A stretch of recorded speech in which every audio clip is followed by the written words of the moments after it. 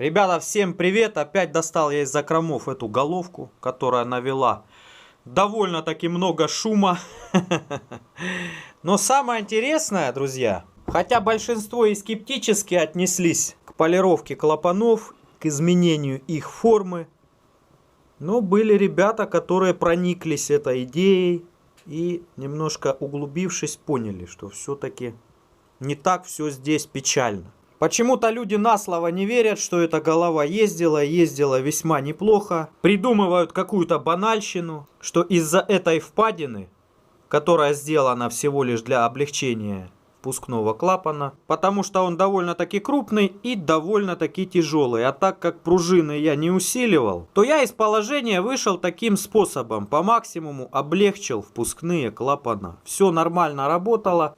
Мотор пару раз выкручивал значительно дальше конца красной зоны по тахометру. И ничего не развалилось. Двигатель у меня таки долго не проходил. Но он не проходил не из-за этого долго, а из-за того, что пальцы вылетели из поршней. Это уже, ребята, другая печаль. И в принципе даже не я в этом виноват, потому что пальцы мне эти вставлял другой человек. То есть я мотор собирал сам весь полностью, кроме вот этих вот самых злополучных пальцев. Там нужно было греть, нужен был опыт. У меня этого опыта вообще не было на тот момент. Но все-таки лучше бы я сам делал. Он перегрел шатуны. Кто в теме знает, что восьмиклапанный восьмерочный мотор собирается следующим образом. Нагреваются шатуны до определенной температуры, вставляются внутрь поршня и нужно ловким движением просунуть сквозь шатун палец. Когда шатун остывает, шейка сжимается и держит уже палец мертво. Уже его сдвинуть в принципе практически нереально. В общем, тут главная ловкость рук и никакого мошенничества. Ловкость рук настолько серьезная была у того мастера, что он разложил все шатуны, начал их греть, прогревать. Как увидел, что первый шатун, ну по его личному опыту, он по цветам побежалости смотрел, прогрелся, он начал вставлять. Вставил первый, далее он взял, вставил второй, лампа продолжала греть паяльная. Ну и сами понимаете, третий и четвертый, особенно четвертый, нагрелся сильнее всего. Точно с такой же периодичностью, только в обратном порядке, у меня начали на больших оборотах вылетать пальцы из шатунов. То есть они начали драть цилиндры. Вот они, эти два цилиндра, вот он и вот он. То есть система здесь такая. Эти цилиндры были два нормальных. Сначала вылетел четвертый, то есть самый перегретый, потом третий, ну второй и первый остались на своем месте. Именно поэтому умер этот двигатель, но никак не из-за клапанов. С клапанами было все нормально, кроме одного. Можете заметить, что здесь сточены направляющие. Не знаю, как бы так вам получше показать, а то тут какая-то черная дыра какая-то. О, вот так видно. Это выпускной, а вот впускная направляющая. Она полностью сточена. Из-за того, что она короткая, разбила втулки и начала немного бросать масло. То есть можете заметить в этом и в этом цилиндре, в котором пальцы не выскочили. Но двигатель, ребята, ехал очень бодро. Поэтому я могу судить, что у меня что-то да получилось. Здесь расточены каналы.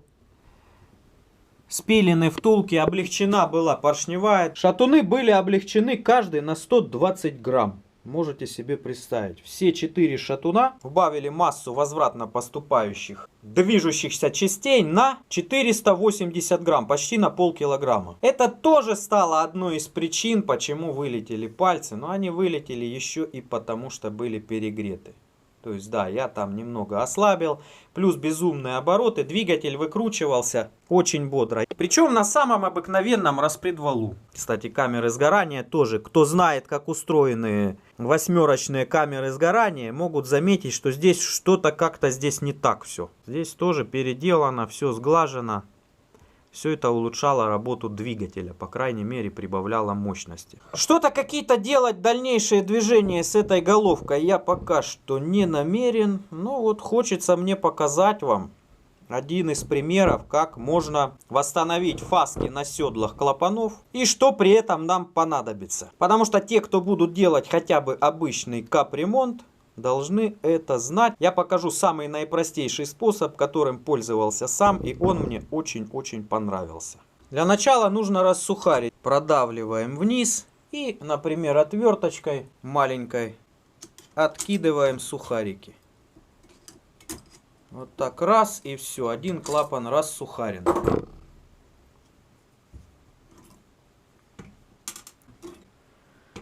Переворачиваем.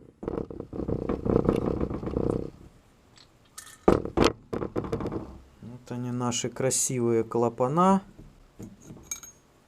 Раз и два. Для того, чтобы делать фаски, я покупал вот такие фрезы. Здесь 6 фрез на большие и малые клапана, на впускные, выпускные. И 8-миллиметровая державка с конусом.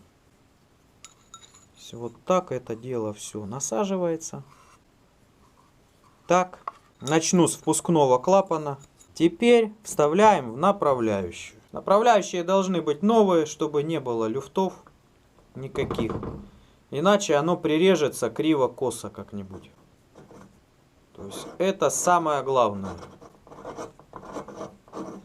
Ну здесь в принципе фаски должны быть нормальные.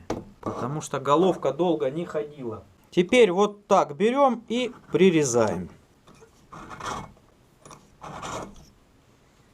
Тут буквально пару движений и готово. Теперь внутреннюю фаску.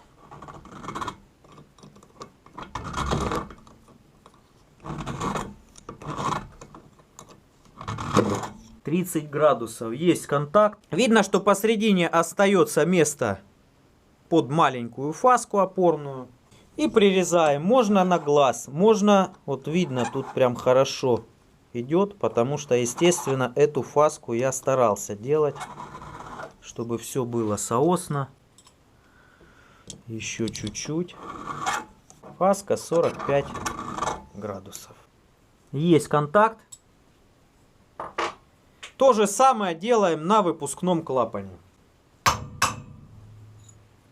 То есть такой, ребята, нехитрый способ. Вот так набивается до упора. Вставляем в направляющую. Здесь она, кстати, уже не люфтит, потому что направляющая не обрезалась. И прирезаем.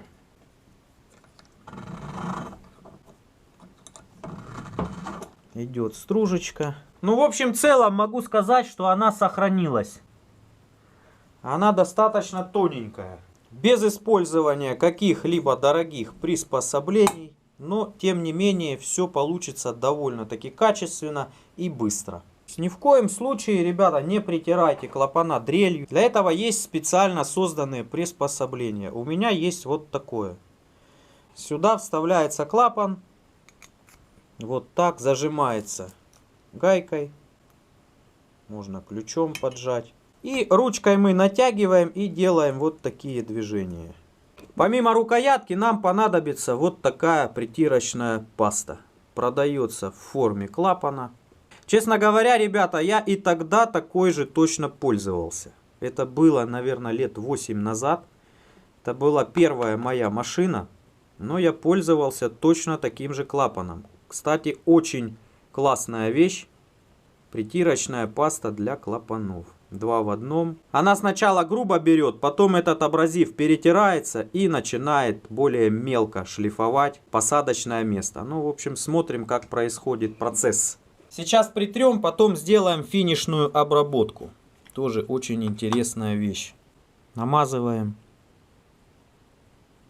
Я не знаю, насколько в этом тюбике клапанов, но точно помню, что явно не на одну машину. Подсоединяю цангу. И вот я могу управлять. Все, ребята, поехали притирать клапан. Делается это вот так.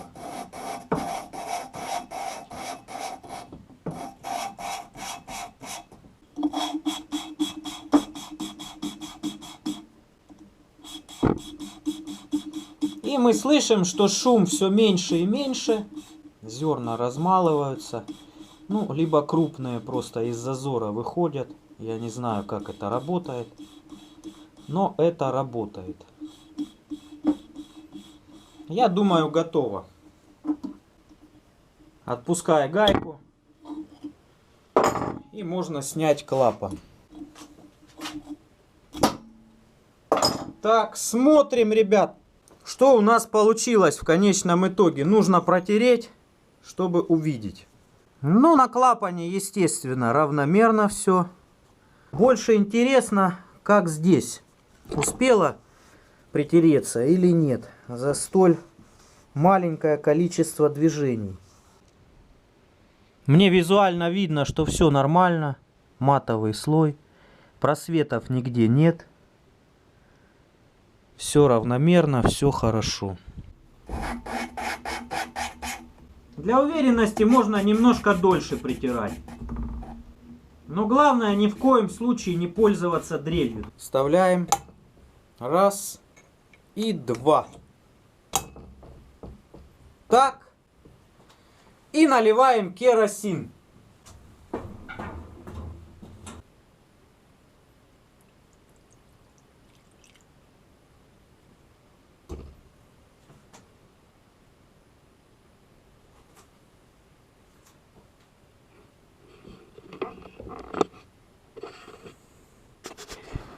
Можете заметить, что ничего не течет, не вытекает из каналов. Абсолютно ничего. Хотя, представьте, такая быстрая притирка была. Ну, все нормально. Вот один канал, другой канал. Никаких подтеков нет, пальцы сухие. Все притерлось отлично, но это еще не все, еще будет финишная притирка. Притирочная паста металл-плакирующая. Она немного обмедняет поверхность. Поверхность краснеет, появляются следы меди. Я надеюсь, все знают, что медь является очень хорошим проводником тепла.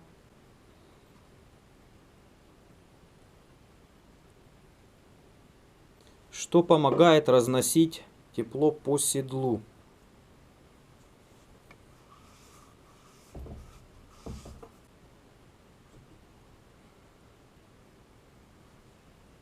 Но здесь желательно дольше обрабатывать.